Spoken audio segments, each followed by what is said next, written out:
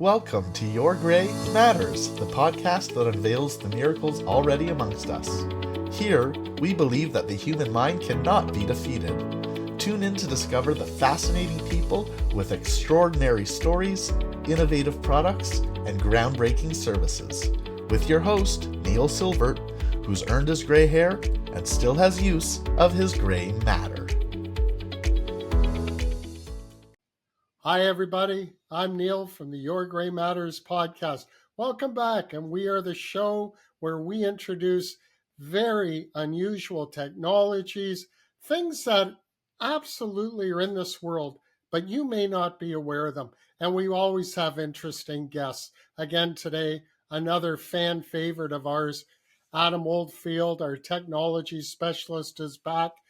And I have been studying for the last few months something called disruptive technology. And it's been said that disruptive technology has always changed the world, and it always will. Ladies and gentlemen, you are living with disruptive technology every single day, whether you know that title or not. We're going to talk about it today. What I like about it even more is not only is it a game changer in our lives, but there are ways for you to make money with disruptive technology. And we'll touch base on that too. Just think of the effect that fire had on mankind all those years ago, or the wheel.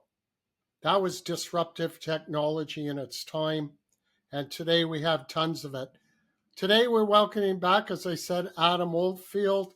You will have seen Adam on this show quite a few times. When there's a technology discussion, it's got to be with Adam. He's a radio broadcaster. He's a speaker. He's an entrepreneur. He's the president of Vacuum Man Furnace and Duct Cleaning. He loves to say that he's sucking dirt and blowing minds for over 4 decades. And I got to say, that's what I hear too. One of the best in the industry. He's a teacher at Mohawk College. He's very, very involved at a president level for Rotary of Hamilton. And now he's stepped a bit into the world of politics. But we simply know Adam as a great friend to our show and one of the best technology guys around. Adam, thanks for coming back. How are you? I'm well. Thanks for having me, Neil. It's good to be back. Yeah, we're glad to have you back. I'm glad that you got over that little minor cold that you had. Yes, my little throat's finally back. I don't sound like something from a horror movie anymore. I actually have my vocal cords back, and even I was scared when I used to talk. It was either gargling, or just kind of this horrible, deep resonant. I even gave James Earl Jones a run for his money if I was to apply or audition for a next Darth Vader. It was, but I feel much better. Thanks for asking. Well, I'm glad you're feeling better. And listen, you might have a chance. Unfortunately, he's gone. So let's talk about disruptive technology, Adam. I was blown away by it. I've actually become very aware of it through some things that I'll talk about in this podcast that really affect people's lives. But tell me, Adam, what's technology, a disruptive technology? How would you define it?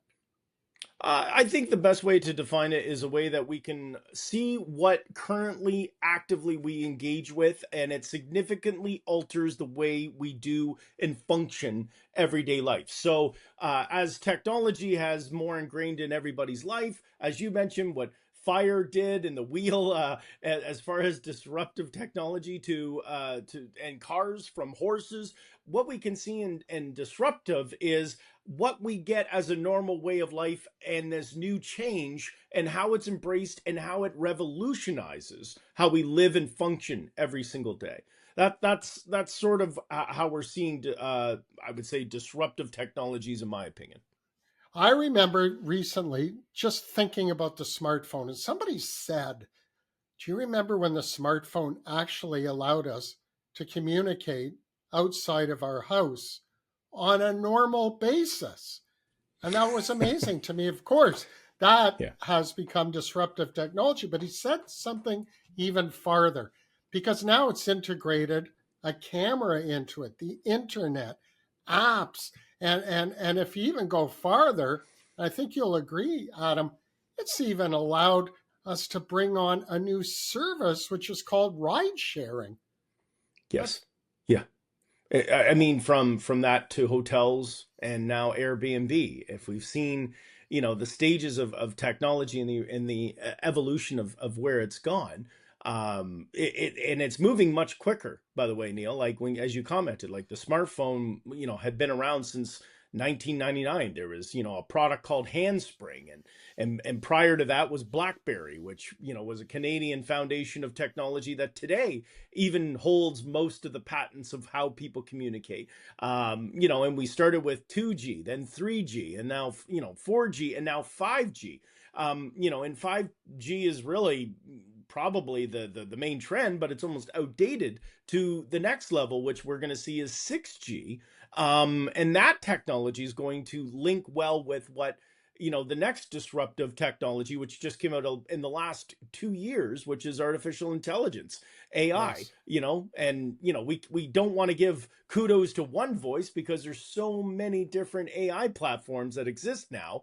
That if this was a program that you and I would be doing 22 months ago, it would be ChatGPT is the revolutionary AI. Today we're talking Gemini, Copilot, Perplexity, Claude, so many, and the list goes on, with multiple versions and ongoing. And the most recent one that just came out, another disruptive technology, is going to be DeepSeq. So when we look at or DeepSeq being the element of the same of what we had 22 months ago, but taking less resources to make it work. Now, of course, there's all these other background discrepancies of it being Chinese and otherwise, and what information is it holding. That's not the conversation, Neil. The conversation is, how is disruptive technology continuing to advance, and how fast is it moving? Yeah, and it tends to catch companies off guard who are doing older technology. I mean, Microsoft did that. Apple certainly did that. There's no question about it. And then if we think about it, AI, I'm learning that it's growing fast, as you said. Heck, you're the one who introduced me to it. We use it on this podcast, and yet you have to be careful because it's still developing. I did a test run on AI for a product that I know very, very well because I wanted to see what it would say about it. And a lot of the information was wrong. So you still have to Yes. be aware that disruptive technology can still be new, and you have to pay Yes, that's attention right. to it.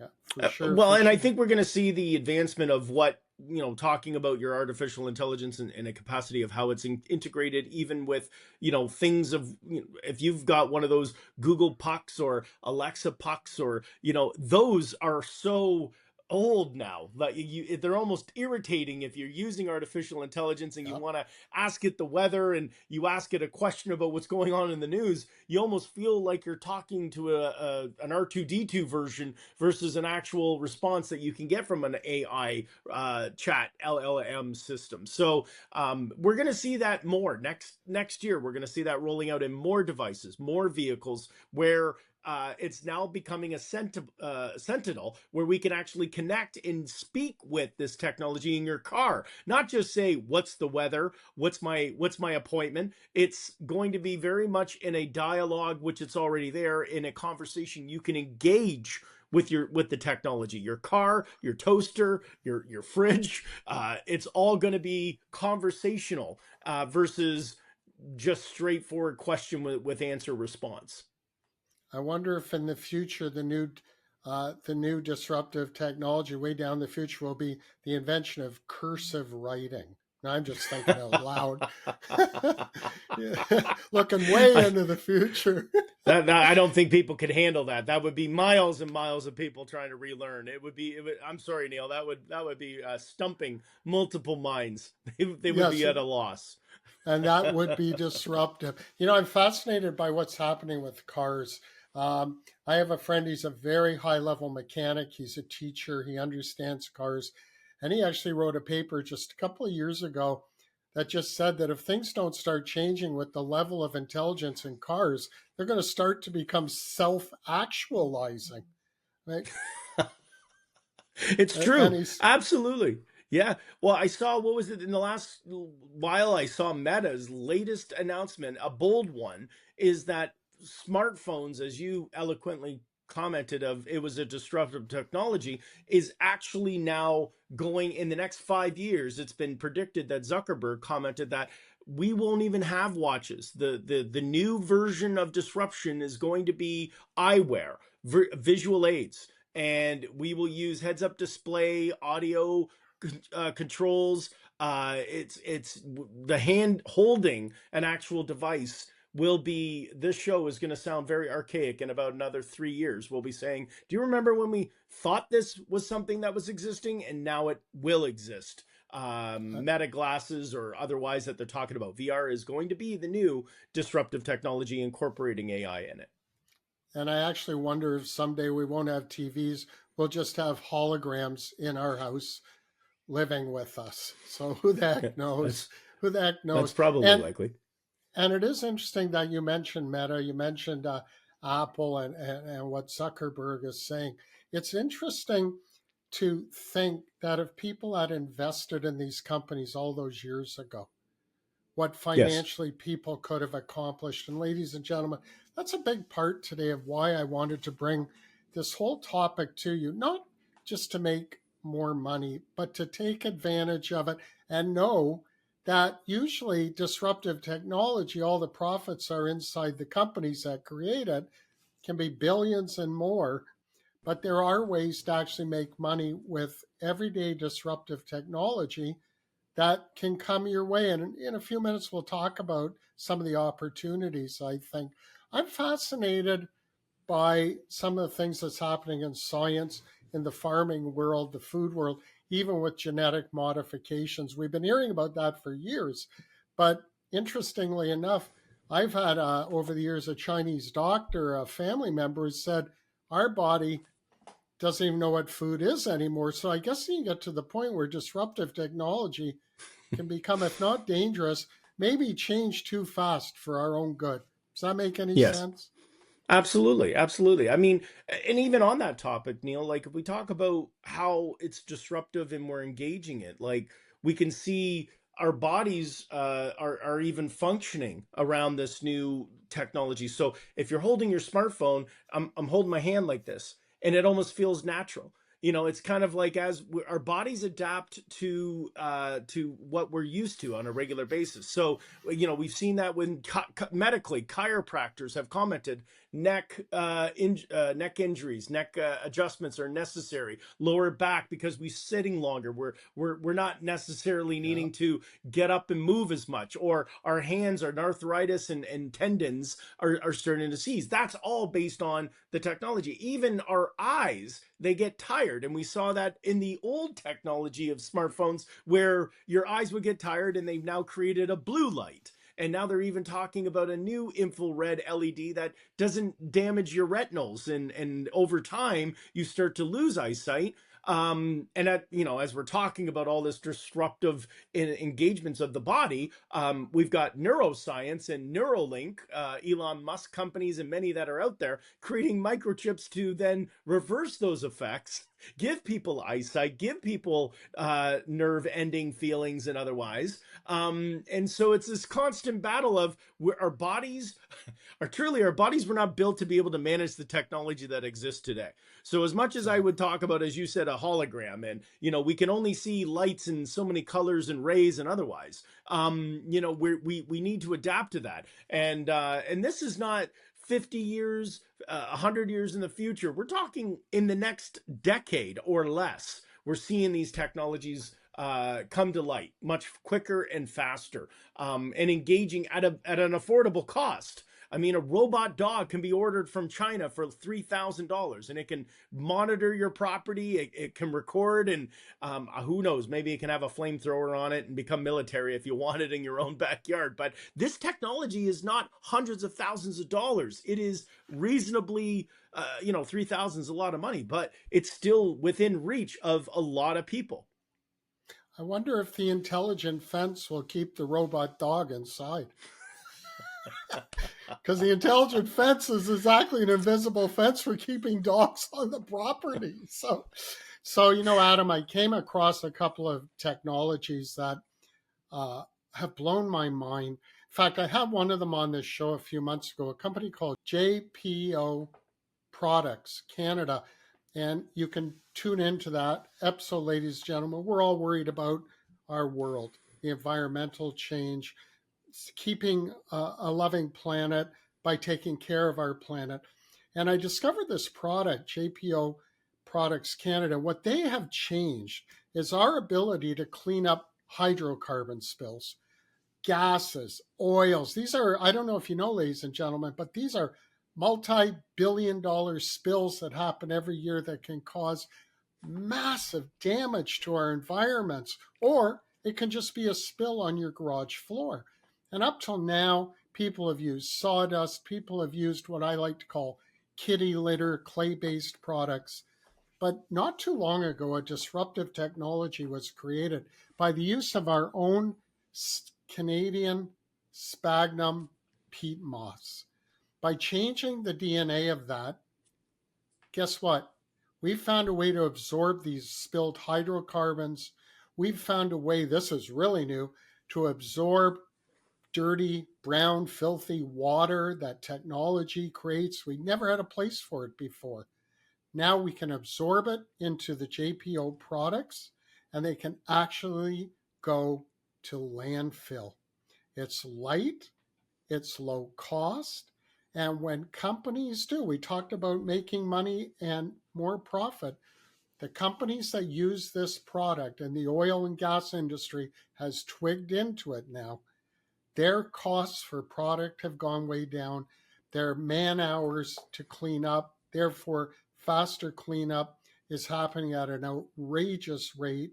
And then transporting the product, the clean product, to the user, and then sending the used product, now absorbed, to landfill, the cost has been reduced to a fraction. So therefore, you're saving fuel, wear and tear on the driver, on the trucks, on the trains. Ladies and gentlemen, we have figured out how to clean up on land or water, or suck up the water itself, this kind of pollution. That is a great disruptive technology, Adam. It really is. Absolutely. Yeah. Absolutely. And it's, I mean, when we talk about environment, more so now than ever, I mean, we talk about how can we address these concerns using technology today. I mean, this is science, takes a whole new level when we're talking about technology. There's, components, electronics, and energy is one element of environment. But when we talk about what you just described, it is that's the one that people want. And the fact that, we've seen technology become more advanced and environmentally friendly at the same time. Those are very rare when you can get those two elements together. Yeah. Yeah. Listen, Adam, I also mentioned that people can make money with disruptive technology. We at the show have come across the most fascinating item. And I'm not in the habit of promoting specific companies, but I'll talk a bit about this. And then if you want more info, you can reach out to us. I actually found a patch, like a Band-Aid.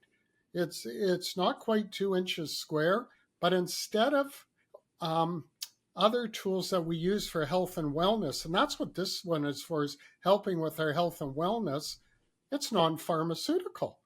There's nothing Wow. on it. There's no lotions, no potions, no drugs, no pharmaceuticals. What they've come up with is actually a QR code, a braille, if you will. We know that braille works. 200 years ago, that was a very disruptive technology because it allowed blind people to read simply Right. through VTT, vibrotactile touch, touching the skin, touching the braille code. Somehow it goes through the skin. Skin's just a big communication tool, somewhat disruptive itself, our skin. The message goes into the nervous system to the brain and triggers an effect on that part of the brain handling some sort of wellness or health issue.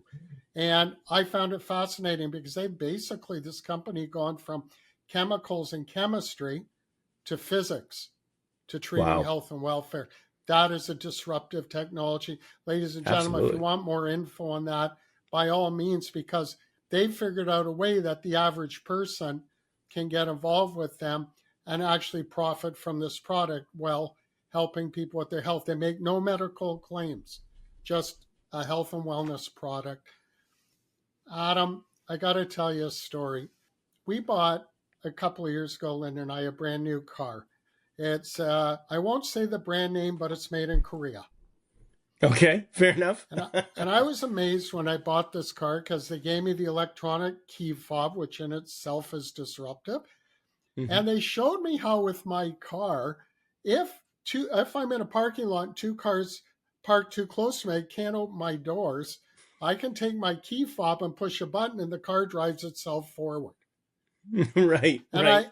I showed this to a friend of mine shortly after, and he showed me his electric car, which from his key fob, he drove his car from the back of his house to the front of his house. That made me kind of nervous. But ladies and gentlemen, this disruptive technology is not here now. It's always been with us. If you want to Yes. learn more about this, please reach out to us. We'll post in our description how to learn more. And ladies and gentlemen, if ever you get a chance to speak with Adam or listen to the podcast that he has posted for his show Tech Talk, you want to do that because it's a fabulous show. Adam, I want to Thank thank you. you for coming on. Anything else you could say about this crazy disruptive stuff?